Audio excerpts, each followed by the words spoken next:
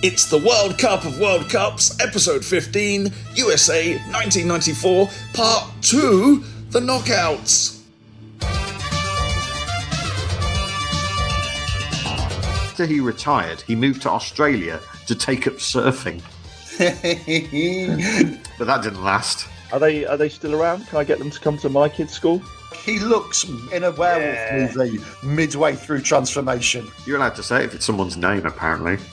And that is not the weirdest football-related tribute to the Queen. He survived being shot in the head. Amazing. That's the worst place to get shot. The first player at a World Cup to be named after both of my uncles. We're into the second round. Germany beat Belgium 3-2, but afterwards the Swiss referee Kurt Roethlisberger admits that he should have given the Belgians a penalty when Thomas Helmer trips Josep Weber. The early ball in search of Weber! That has to be a penalty! Surely Weber was pushed. No! Well, I find that amazing. That to me was a blatant penalty. So he gets sent home from the World Cup, the referee. He'd later be banned for life after allegations of match fixing in the 1996 Champions League. The Belgian squad included Josep Weber, who just missed there, who'd also played 3 friendlies for Croatia, and Michel Prudhomme. He was the goalkeeper. It was amazing. Yes. Nicknamed Saint-Michel, he was bizarrely voted goalkeeper of the tournament despite losing to Saudi Arabia and conceding 3 goals in the second round. My favourite fact about Michel Prudhomme, other than the fact that his name is literally Proud Man, is that he got his debut for Standard Liège because their other goalkeeper was injured. Their other goalkeeper was called Jean-Paul Crucifix. Oh, wow. Good on crosses. Hey!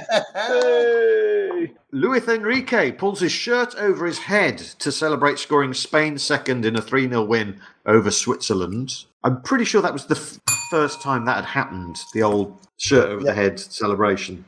So Luis Enrique played for Spain in 3 World Cups, and he's now the manager of Spain, but he wasn't going to be a manager. After he retired, he moved to Australia to take up surfing.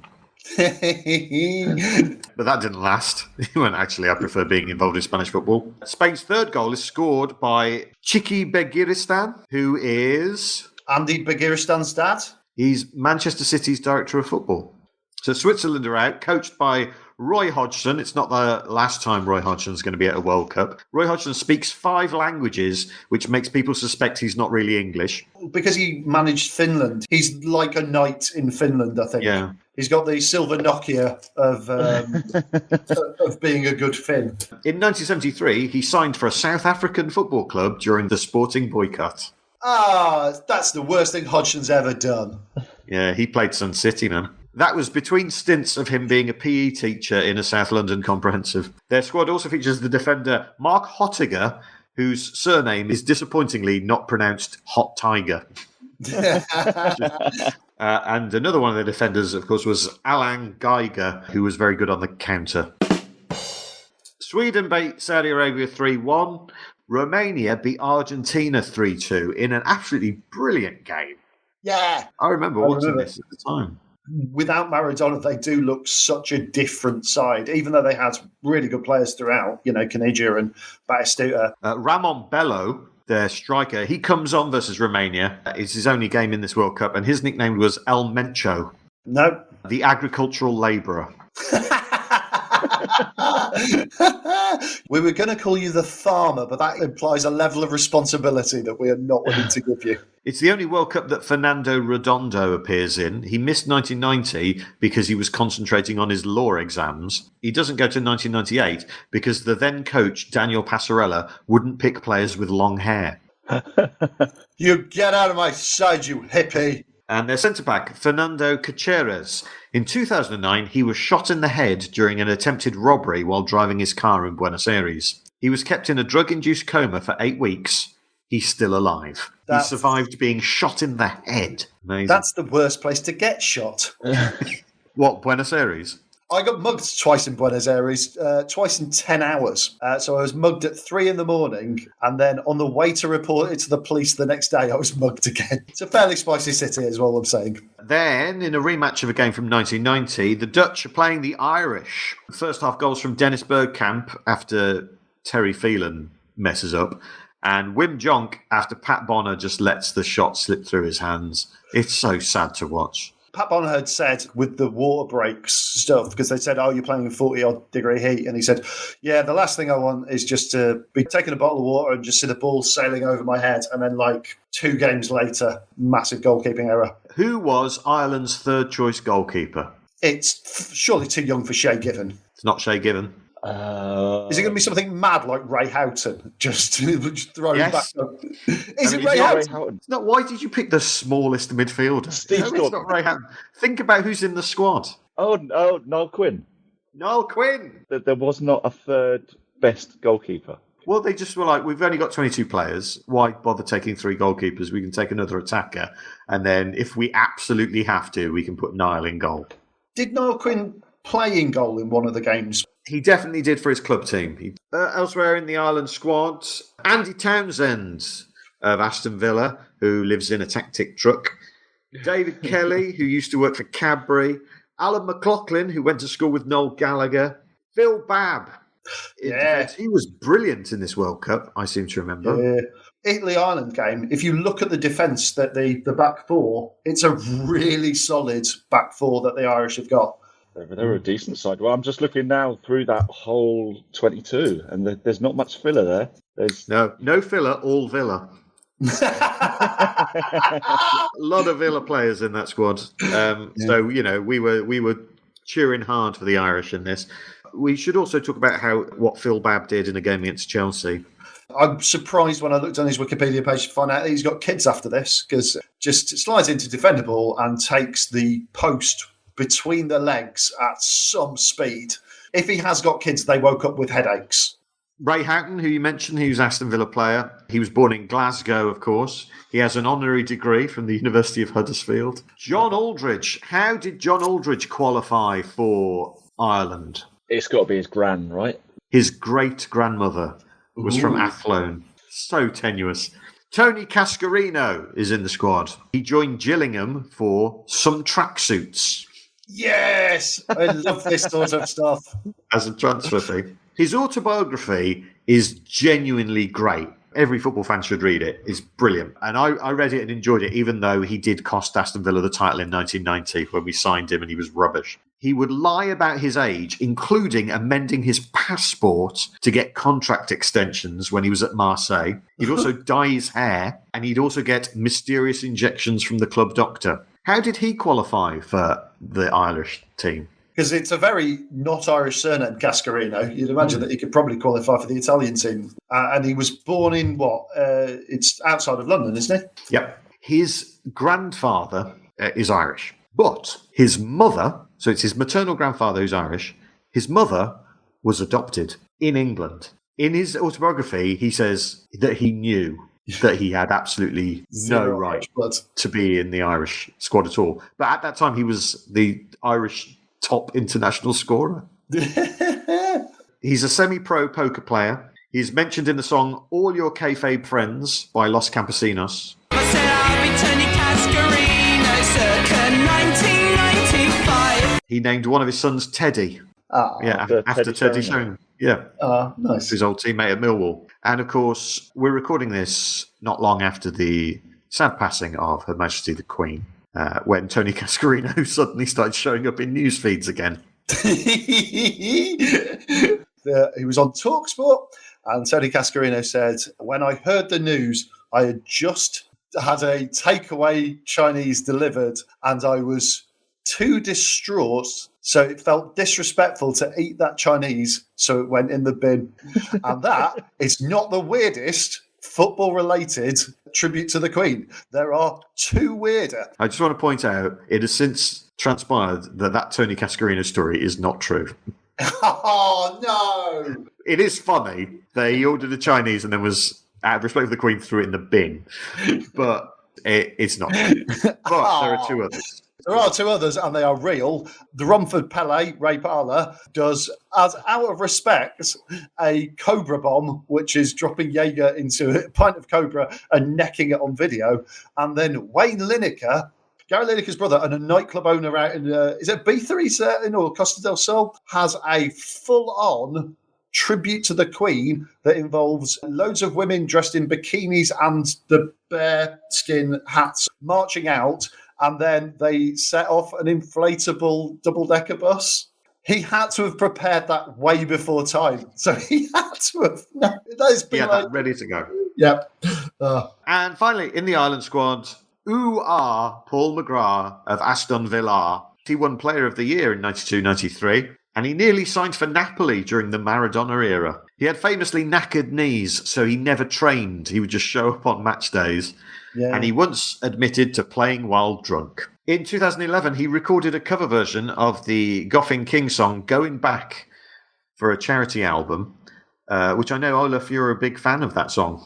Oh, yeah, it's remarkable. When you say big fan, if you mean I clicked on the link when you sent it to me and I thought, you know what, he's not half bad. For the songs we cover on this podcast, that is a ringing endorsement. I think I'm returning to all those days when I was young enough to know the truth. A little bit more oomph, and he could be up there with Coldplay. Brazil scrape a 1-0 win over the hosts. That game takes place on the 4th of July. And the manager of America was? Bora Milutinovic. That's right. Paul has been trying to do this anecdote about Bora Milutinovic for about 10 episodes, and we're finally going to let him do it. There was a bit where the American press went to him. Obviously, America, not a great team. Does it hurt to be considered underdogs? And he went, I don't want to be considered dogs of any kind. Was that it? Yeah. Honestly. Obviously never heard the phrase underdogs before. In the game, Leonardo is sent off for fracturing Tab Ramos's skull with his elbow. He'd later visit him in a hospital to apologise and cry the whole time. He'd be banned for the rest of the tournament. He is the first Teenage Mutant Ninja Turtle to be sent off at a World Cup. Heroes in a half shell, turtle power. Fernando Clavio of the US is also sent off.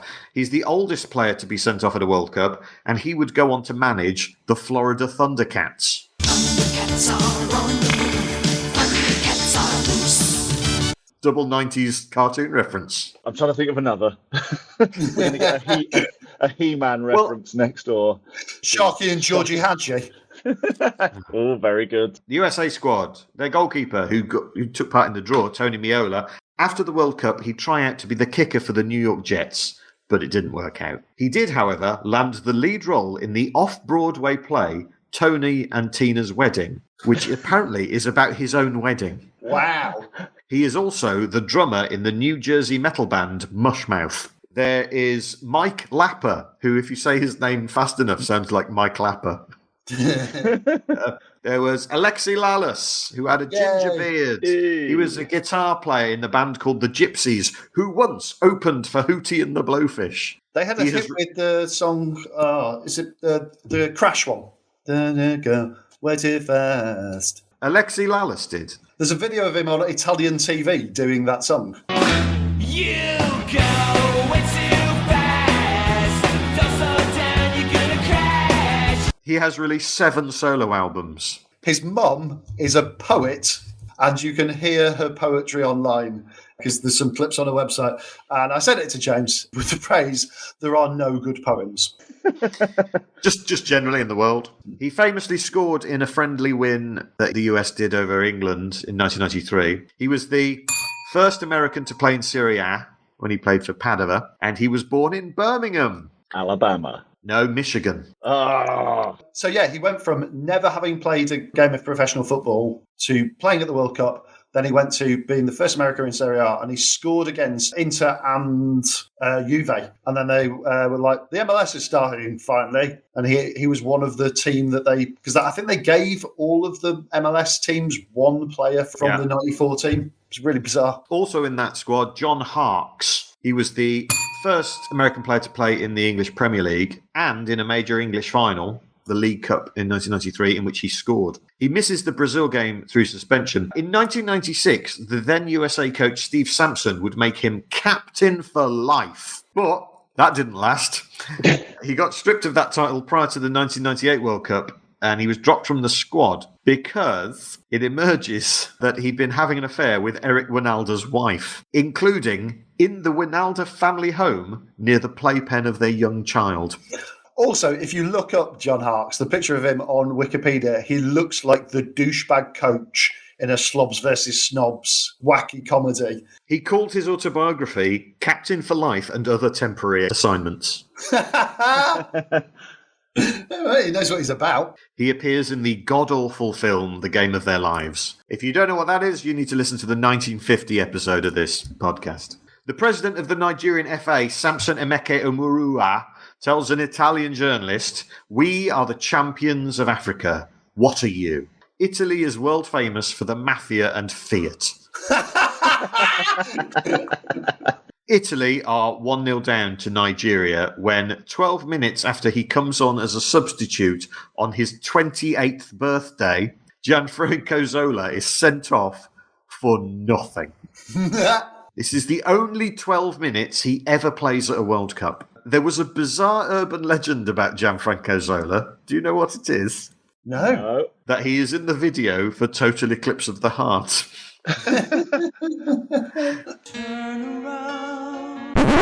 He is not. He is not in that video. But he is in the video for the song Zola by the band Wonder Villains.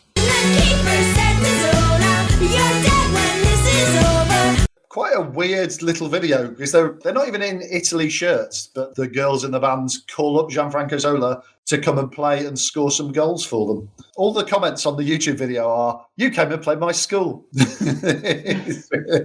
I believe, Olaf, that you're a big fan of that song. I do, yeah. It's kind of upbeat pop. It's much better than the Paul McGrath one.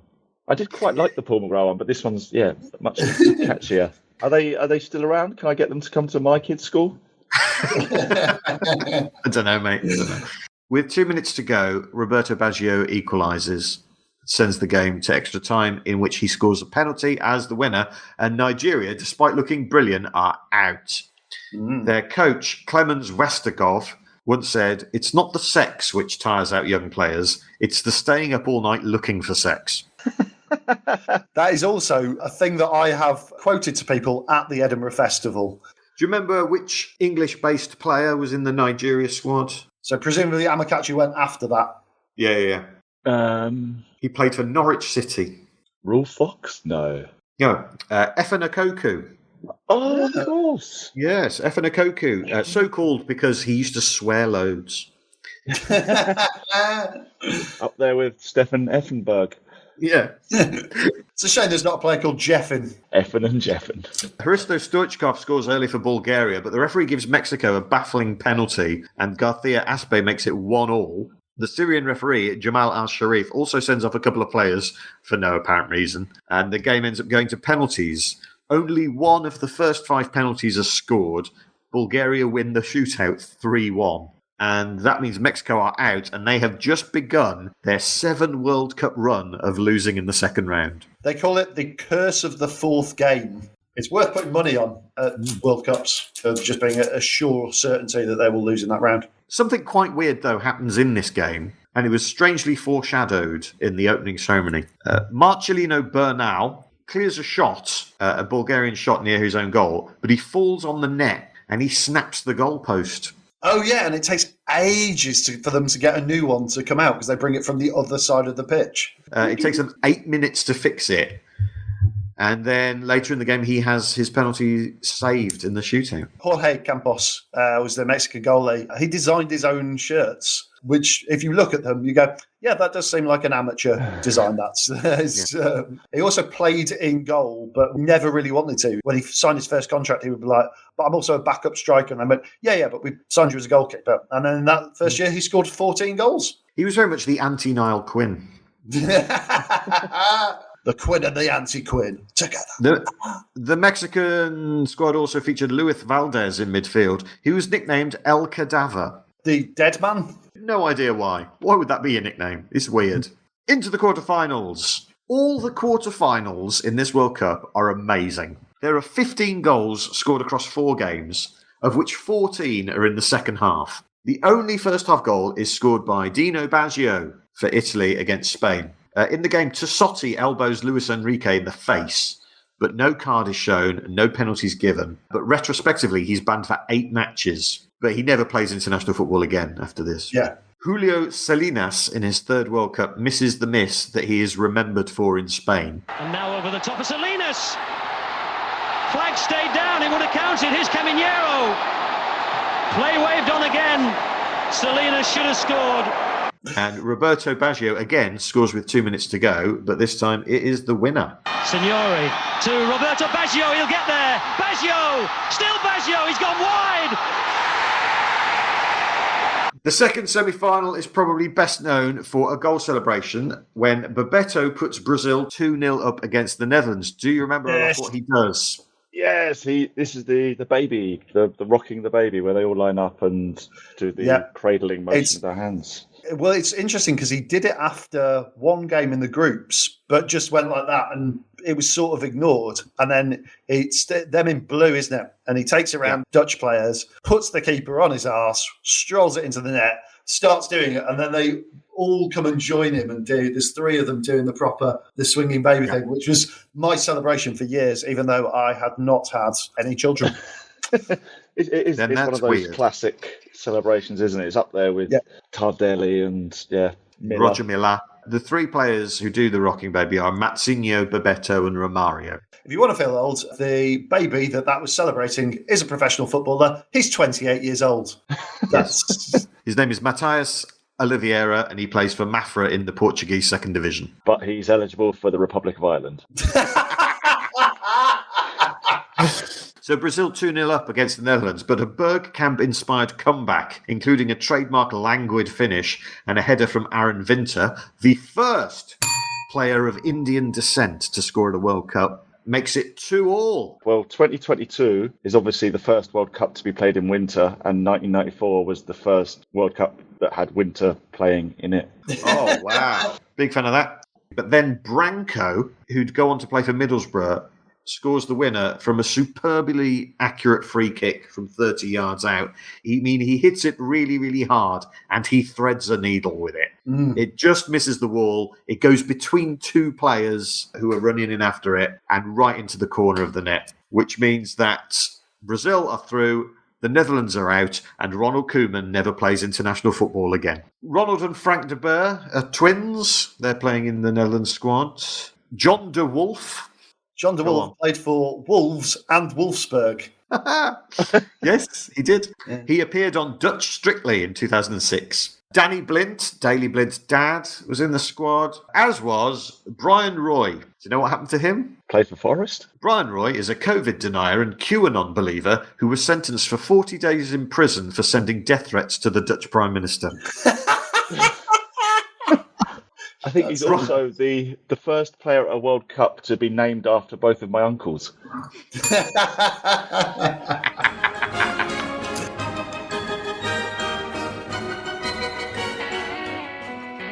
Hey, have you ever played a board game? You have? Then you'll love my book, 101 Board Games to Play Before You Die. I look at the board games that we've loved, hated and thrown across the room in a fit of rage. I'll tell you which classic games are not worth the time and emotional torment, and which games you should be playing instead, as well as giving you advice on how to make your dinner parties more tolerable and how to pimp your Scrabble. The perfect gift for your nerdy friend, it's available from 101boardgames.com. That's 101boardgames.com.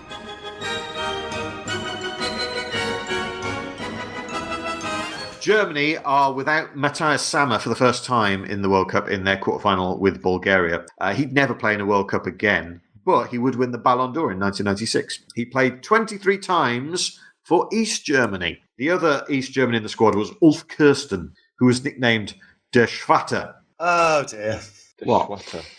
Oh, that's not something related to him being black. Oh, no, his nickname is the Black One, yeah, but he wasn't black. Good, maybe? I don't know. I don't know how to feel about that. Yeah. I'm not happy with Germans throwing around racially charged terms, I'll be honest. It's a fabulous game, Germany-Bulgaria. It's 2 teams trying to beat each other, and it's wonderful. Balakov hits the post. Klinsmann has a free header which he aims straight at Mikhailov before Lechkov brings down Klinsmann, who acts like he's been taken out by a sniper, as per Klinsmann. And Lothar Matthäus scores the penalty. He's equaling the record for the most games played in the World Cup with 21. In his last international game, Rudi Voller has a goal disallowed for offside after Moller hits the post, before Stoichkov equalises with a brilliant free kick, and then Lechkov scores a header from about 13 yards out for the winner. And Lechkov going in, and it's another one! Bulgaria are in front. Lechkov, from villain to hero, the man who gave away the penalty, has now struck so decisively at the other end. And Germany are out. Yeah! That Bulgaria side was so good this World Cup. Ivanov was my favourite. Do you remember? He looked like a wolf. He had that kind of European mullet, the beard. He looks in a werewolf movie midway through transformation. He has been caught. The full moon has caught him. And in this photo that I'm looking at now, he's got that, the nasal strip that was popular back then. Fowler. He's got one of those as well that makes him look like he's broke his nose. So the German squad included Thomas Berthold, who is a COVID denier, Maurizio Gaudino, who's in the German squad. He's notable because he is the player that Boris Johnson rugby tackles in that charity game. Nice. And also in the Germany squad, Stefan Kuntz. He's the current manager of Turkey. He doesn't play in this World Cup, which is a shame because Germany never lost any of the games he did play in, including at Euro 96, where he does play and score against England.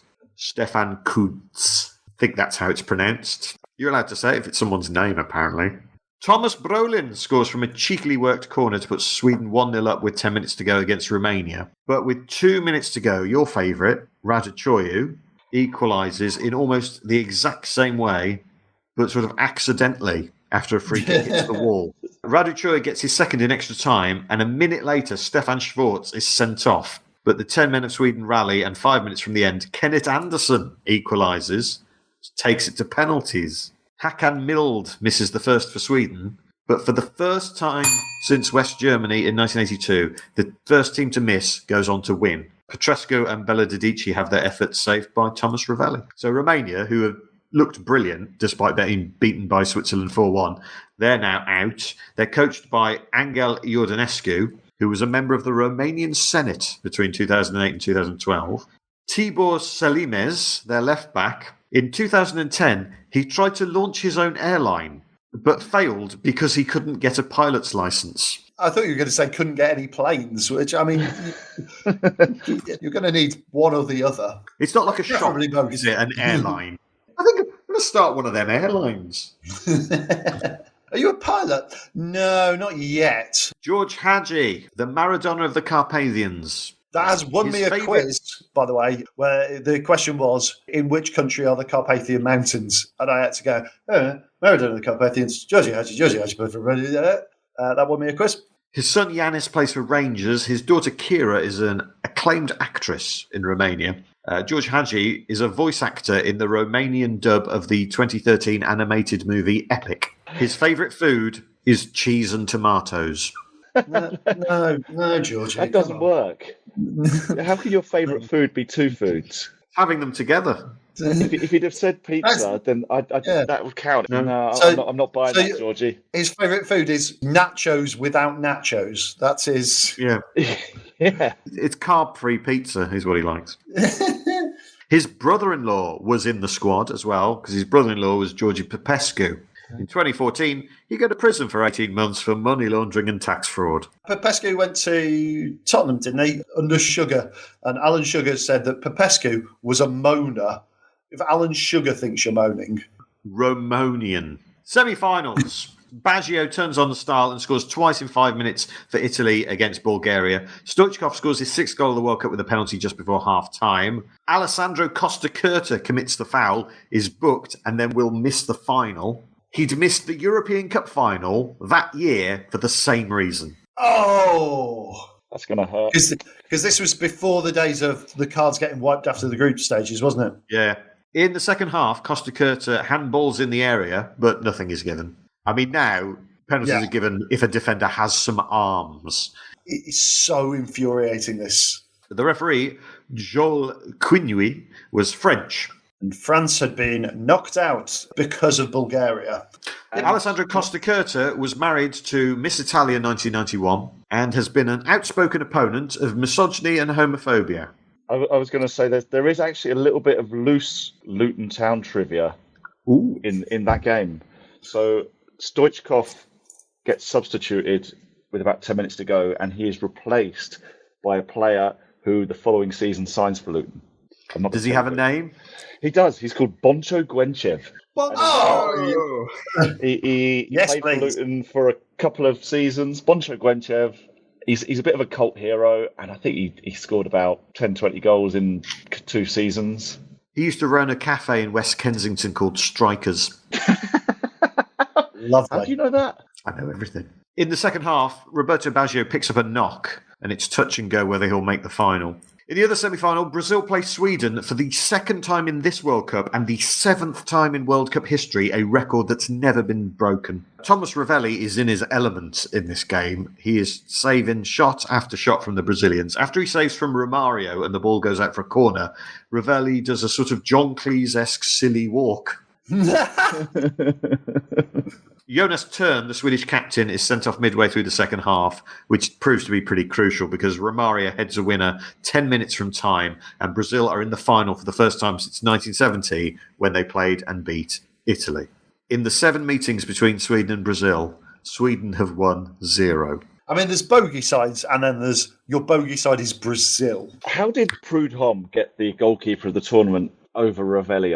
That's just nuts. Nothing funny to add there, but just, he was great. He was a great keeper, and he had a grete tournament. They got to the semi-final, only just losing, and then Belgium had the keeper of the tournament. The third place playoff, Sweden against Bulgaria. Sweden score 4 goals in the first 39 minutes. And hilariously, Boris Mikhailov refuses to come out for the second half. He's done.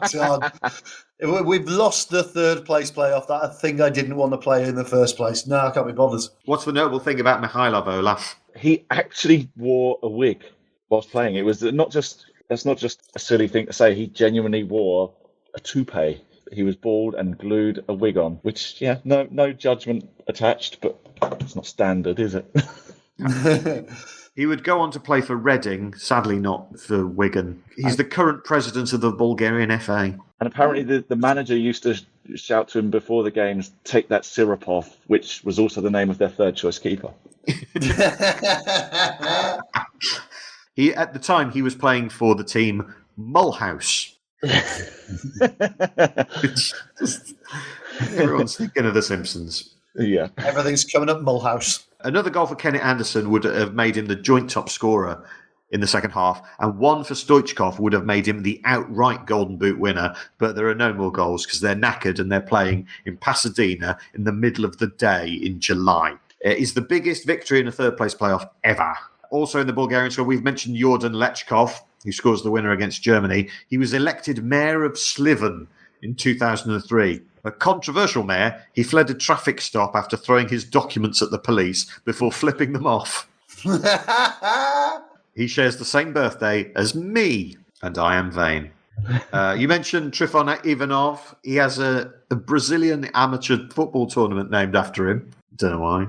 Zlatko Yankov, who was nicknamed the Lighthouse. Because he had a big family? Because nowadays he's unmanned.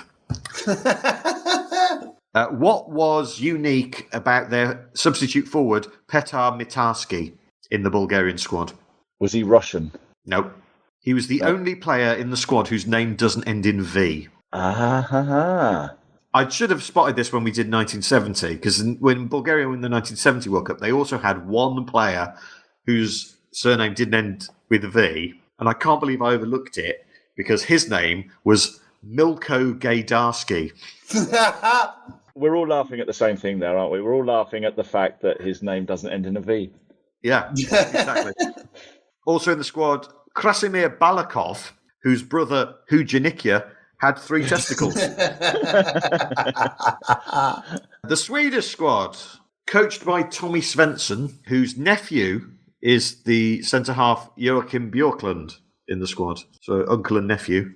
We mentioned Stefan Schwarz, who got sent off against Romania. When he joined Sunderland in 1999, the club inserted a clause in his contract that stated that if he were to travel into space, his contract would become invalid. Was he doing a lot of amateur rocketry experiments in the greater Sunderland area? Did he just really want to? And they had to be like, come on now.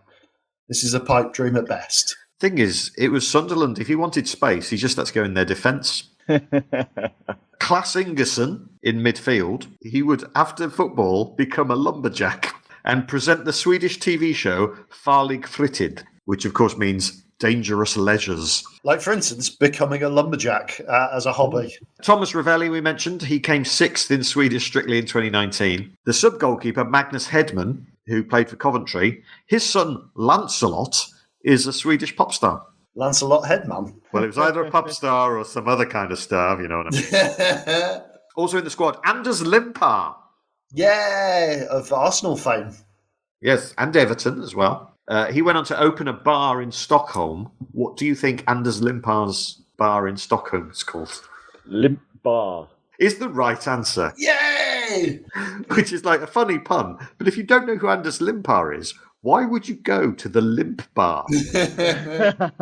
And Thomas Brolin, who is brilliant in this World Cup. And we mentioned his partnership with Martin Dahlin. But in November of that year, he breaks a bone in his foot and he's out for 5 months. And then he sort of never really recovers from that injury. And he just gets bigger. Just piles on the weight. By the time he retires at the age of just 28, he is now covering an area the size of Wales. I like how when he joined Leeds, his sympathetic teammates nicknamed him Tubby. That was his. He owned an Italian-Swedish restaurant. So just meatballs then. That's all that they sell. That's the crossover, yeah. Or Gravelax Pizza. Made me feel genuinely ill with that. Thanks, James. You're welcome. Unfortunately, that restaurant folded when Thomas Brolin ate all the food. I thought you were going to make a calzone joke there. Oh, I should have done. I went for the needlessly cruel fat joke, and you absolutely smashed it with calzone. And that, sir, is why you have a Dave Award, and I do not. He's been a World Series of Poker player since 2006, after initially being confused about what the chips were. I hope Thomas Brolin doesn't listen to this. If Thomas Brolin is listening, I've not done any of the fat jokes. He did laugh at some of them, though. Oh, absolutely. But I didn't do them. Into the final. The worst World Cup final of all time. Maybe, and I'm just putting this out there, maybe it's because it kicks off at noon in the middle of July in Pasadena. It's a thick time to have a World Cup. Baggio had picked up a knock in the semi-final, so there was a lot of talk about whether he was going to start. Also, Baresi, but they both start. Baresi hadn't played since the opening game against Ireland and had had a knee operation the day before the World Cup final. Oh, what? They were just like, put some staples in it, whack on some Germaline, get out there. Nothing of any interest happens in the game. When their player Viola comes on for Brazil at the start of the second half of extra time, he looks amazing, but it's because he's the only player on the pitch who isn't knackered. What memories do you have of this final? Any? Literally just the penalty. I weirdly remembered Leonardo doing the elbow in this game. Obviously, it wasn't. All I remember is the penalty shootout. Yeah, that's your subconscious brain going, something interesting must have happened in that game, and reached out and taken something from another game. Yeah. Because nothing did. I watched this game in a swimming pool in Orlando, Florida. Oh. True I'd story. probably bet on Dino Baggio scoring first, and it didn't happen because nobody scored first. They could have been playing till Pasadena cooled down a bit, and no one would have scored first. Yeah. And then the penalty shootout starts, and continuing the theme of the game, both teams miss their first penalties. Franco Baresi blasts over the bar for Italy in a lovely bit of foreshadowing. Marcio Santos has his saved by Gianluca Pagliuca. Who'd been sent off earlier in the World Cup, hadn't he? Yes. But He was sent off for handling outside the area in one of the early games. Against Norway, I think. Romario's penalty hits the post but goes in. Taffarel saves from Massaro. And then it all comes down to Roberto Baggio, who must score to keep Italy in the shootout. Roberto Baggio, who had single-handedly dragged Italy to the final and been the best player in the tournament. And I'd won the Ballon d'Or the year before. He decides to kick the ball to Mars.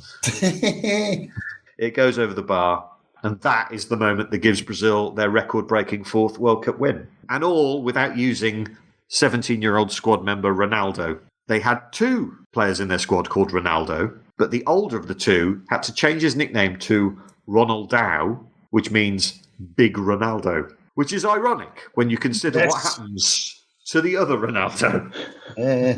But in fact, he was known as Ronaldao for being Big Ronaldo. 17-year-old Ronaldo was known as Little Ronaldo, which of course is Ronaldinho. Ah, yes. Yes. And he was known as that within the squad until Ronaldinho came along, when he went back to being Ronaldo. So do you remember who gets the trophy and who from? Oh, it's not from Bill Clinton. It's from Al Gore. Yes. Dunga? Was Dunga To the Dunga. captain? That's Yeah. right. Dunga, the first player to play in a World Cup, Olympic, Confederations Cup and Continental Championship final. Do you know why it's called Dunga? Does it mean shitty one? No, it doesn't. Was it water carrier, or am I getting that wrong? That's Didier Deschamps in the next That's Didier World Cup. Deschamps. There we go. Dunga is the name of the character Dopey in the Brazilian version of Snow White and the Seven Dwarfs. Ah. These things, after a certain while, you're like, I would not want my nickname to be my name forever. You do one thick thing once. But then you win the World Cup, so it's all right. Dunga once loaned £750,000 to Queen's Park Rangers. He says they never paid it back. They say the cheque bounced in the first place. That was the noise that the cheque made as it bounced. It was Dunga. The Italians were coached by Arrigo Sacchi, who is much maligned despite being brilliant. He never played professional football. He used to be a shoe salesman. But he once said, I never realised that in order to become a jockey, you had to have been a horse first. He said, you can't achieve anything on your own, and if you do, it doesn't last long. He was a very wise man. That's up there with "It's not the sex that tires you out" quote. And the quote that I think should be way more remembered is, football is the most important of the least important things.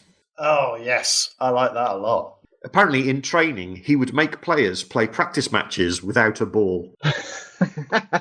So I passed. No, I did a beautiful slide rule, but a pass through the middle of you. How would that work? I'm thinking. So I coached my daughter's under-14s team, and I'm already thinking that could be a good exercise, just for a laugh more than anything. Franco Baresi becomes the first non-German to finish first, second and third at a World Cup. Roberto Baggio, Il Divin Codinho. He's a Buddhist. He was awarded Man of Peace by the Nobel Peace Prize laureates. When he was 13, he was transferred between clubs for 300 quid. There's a difference between transfer fee and human trafficking. His boss at Fiorentina said, the angels sing in his legs. He broke the world transfer record in 1990 when he went to Juventus for £8 million. He'd actually pulled his hamstring in the semi-final and was having painkiller injections before the final. Once said, penalties are only missed by those who have the courage to take them. So, yeah. He played at 3 World Cups, but never played at European Championships. He scored 9 goals at the World Cup, 6 in knockout matches, which is 6 more than Cristiano Ronaldo and Messi combined. He only ever lost on penalties in the World Cup, apart from the game against Ireland. He owns a ranch in Argentina where he hunts wild game. Some Buddhist he turned out to be. And has a biopic on Netflix called Il Divin Codinho with an IMDb rating of 6.1. That's above the threshold for things I would watch. So, yeah, I might check that out. Demetrio Albertini, their midfielder, is now a researcher for the computer game Football Manager. And Antonio Conte is a football manager. Different paths. In the Brazil squad, Claudio Taffarel, the goalkeeper, has 17 children. He's a big Christian, Taffarel. There's a film made in the Jesus film that he basically bankrolled and gives out to people. Is it called the Jesus film? I don't know. But anyway, he has a whole thing of gave out free VHSs of a film about Jesus that he bankrolled. I should say 15 of the children that he has are adopted. Bebeto, brilliant striker, elected to the Legislative Assembly of Rio in 2010, representing the Labour Party. And Romario, who apparently they didn't get on with each other, is the myth, but I think that's not true. It also happened because Romario's with a player called Eduardo at Vasco da Gama, and they scored 1 million goals between them and hated each other.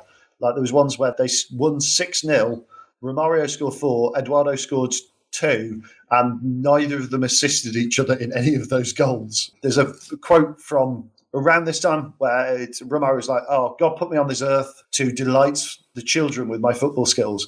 And Romario's girlfriend's mum was like, "Romario is a petty, vain man, and if he didn't have football, he'd be a thief or a junkie."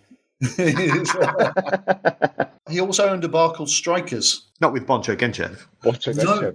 No, on the beach at Copacabana. He'd be elected to the Brazilian Senate in 2014 for the Socialist Party. He campaigned against the 2014 World Cup being in Brazil. He thought it was a massive waste of money and said that the 2018 World Cup had been stolen from England. I mean, he was right. In 2017, he switched to the centrist party, Podemos, and in 2021, he switched again to the Liberal Party and endorsed Bolsonaro. So by now, he's probably a full-on Nazi. Midfielder Matzinho, the other player in the Rockin' the Baby celebration, his sons are Thiago Alcantara and Rafinha. Oh, wow. Now is the time for us to rate the USA 94 World Cup in our World Cup of World Cups league table. So far, the leader on the leaderboard is the 1986 Mexico World Cup with 8.19. So we give it a score out of 10 in a load of categories and then work out an average. So the first category is host nation, United States. They get points for putting them in really big stadiums because it's still the highest ever total in-crowd football thing. What does that mean? Total in-crowd football thing. 3.5 million tickets were sold to games and an average attendance of 68,626. Both records still stand, even though the World Cup is now 12 games longer. The opening ceremony and the draws are at least a bit of fun, but the stupid decision to play it in heat during the middle of the day is stupid. I reckon they were great hosts. They really got into it for a country that doesn't really like it. Making teams fly thousands of miles between games was just stupid. It's just too big. America's too big to host the World Cup. Lots of innovations here. We've got 3 points for a win. We've got the back pass rule. We've got the squad names and numbers. Indoor stadiums as well. Yeah, that wasn't a good idea, was it? Indoor It stadiums. wasn't, no. That's why I've gone 8.5. Okay, and that is the first half point we've ever had. The fact that the Bulgaria game was rigged by the French, because after the quarterfinals, Stoichkov was like, "God is a Bulgarian." And then after the semi-finals, someone asked him, "Is God still a Bulgarian?" He went, "Yep, God is a Bulgarian." The referee was French. The elbows, the Leonardo for me and the Italian on Tassotti. Enrique. There were a couple of dubious not given penalties. Maradona was on drugs. Oh my God, Maradona was on drugs. There's loads of controversy. I thought, this is a fairly tame one, but no, there's loads. And the players not getting paid and people getting shot. Oh my God, a guy died. Oh, God. But apart from that, yeah, you're right. Apart from that, yeah, it's very, very uncontroversial. Apart from we're starting at a murder and working our way down. And John Aldridge. Yeah. And Bulgaria beating Germany, that was a shock. Yes. There was no minnow beating a massive team. Saudi Arabia beating Belgium. All right, beating fine. Italy. There was. Yeah, all right, there were loads. Fine. What was your game of the tournament? Because all the quarterfinals are brilliant. The Romania-Sweden one. I think that was where my mum's lamp got broken when Radochoyu scored. We spent most of extra time trying to super glue back together before my mum noticed. There were loads of amazing goals in this tournament. I counted. There were 30 from outside the penalty area. I honestly think that the Saudi Arabians' goal might be goal of the tournament. One of the greatest goals in the history of the World Cup. So there's a lot of high scores so far. Anyway, the final. Brazil. Until that game, they had been fairly decent. Have they lost any games? They drew against Sweden in the first round. That was the only game they didn't win. And they drew the final. Yeah, I think they were pretty worthy winners. They beat the Dutch. They weren't very exciting. They were a workaday team with Romario and Bebeto.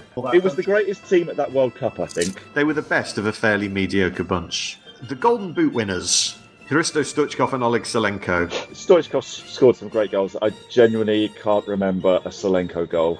Wider cultural impact. It made the MLS a thing. soccer became much more prevalent in American culture. I think So- it'd have to feature quite high on the wider cultural impact, purely because it's in a country that hadn't had it before. And finally, entertainment value. I've got some stats for you here. There were 2.71 goals per game, which is half a goal higher than in 1990, and it will never be this high again. There were 3 0-0s, 10 1-0s, and no dead rubbers.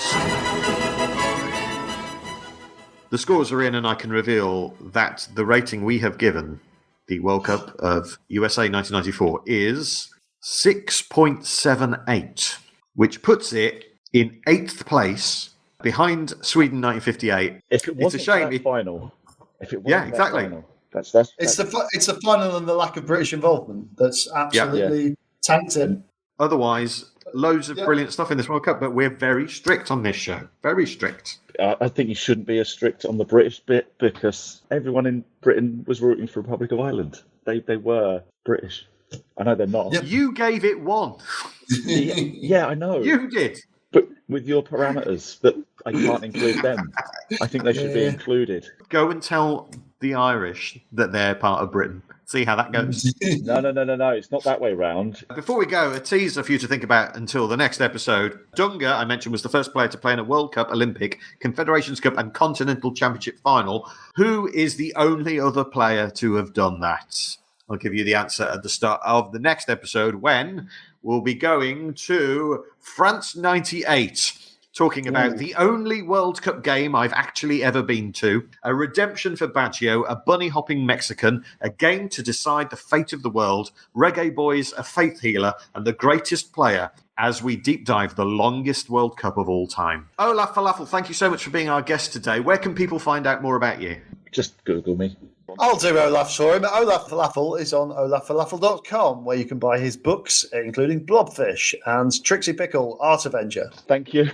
I'm on Twitter at James E. Cook. I am Comedy Savage. If you want to email us, our email address is worldcupofworldcups@gmail.com. And you can support us by going to kofi.com/worldcupofworldcups. Thank you very much for listening and downloading. Please tell everyone you've ever met that this podcast exists. Until next time, see you later, alligator.